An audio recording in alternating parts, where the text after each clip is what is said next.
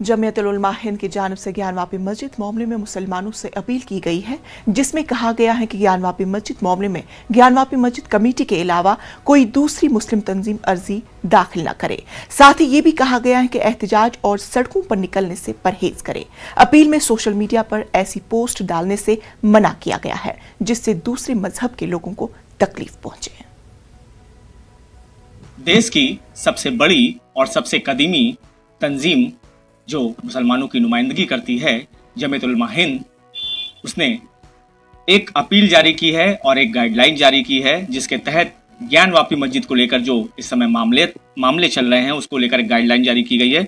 क्या वो गाइडलाइन है? हमारे साथ मौजूद हैं उत्तर प्रदेश जमीयत उल-उलमा के उपाध्यक्ष, उनसे बात करते हैं। आपका बहुत बहुत इस्तकबाल है। किस तरह की गाइडलाइन जारी की गई है, क्या पूरा? जब से ये मसला चल रहा है तो देखने में ये आया है कि सभी लोगों की तरफ से नॉर्मली भी सोशल मीडिया पे भी और मीडिया पे भी मुख्तलिफ़ किस्म की बातें हो रही हैं।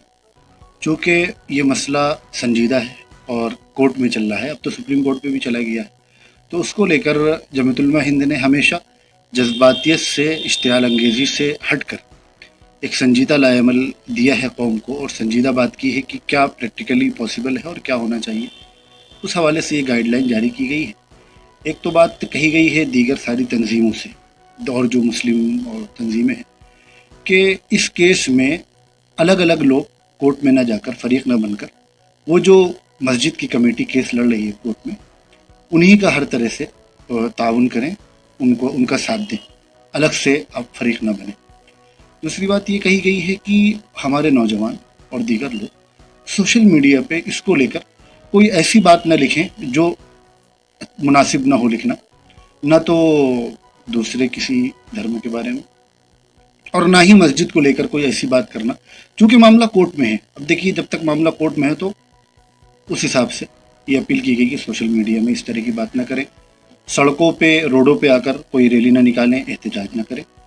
और साथ में जो मुस्लिम स्कॉलर्स हैं उनसे कहा गया है कि चूँकि कि मीडिया में जो मेन इश्यूज़ हैं उनको इग्नोर करके जो मेन इश्यूज़ नहीं हैं उनको लेकर 24 घंटे बहस हो रही है, तो उनसे ये गुजारिश की गई कि आप पैनलों पे न जाएं, मीडिया का हिस्सा न बनें।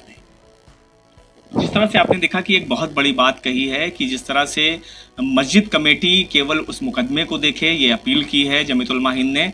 साथ ही सोशल मीडिया की जो बात कही है वो बड़ी बात है, क्योंकि जिस तरह से सोशल मीडिया पर कई चीज़ें वायरल हुई हैं, उसके बाद कुछ गिरफ्तारियां भी हुई हैं। तो ये एक बहुत बड़ा मैसेज है कि लोग सोशल मीडिया पर किसी भी चीज़ को वायरल करने से बचें। कानपुर से संदीप सविता, न्यूज़ 18 उर्दू। तो नाज़रीन, इसी के साथ वक्त हुआ छोट से वक्फे का।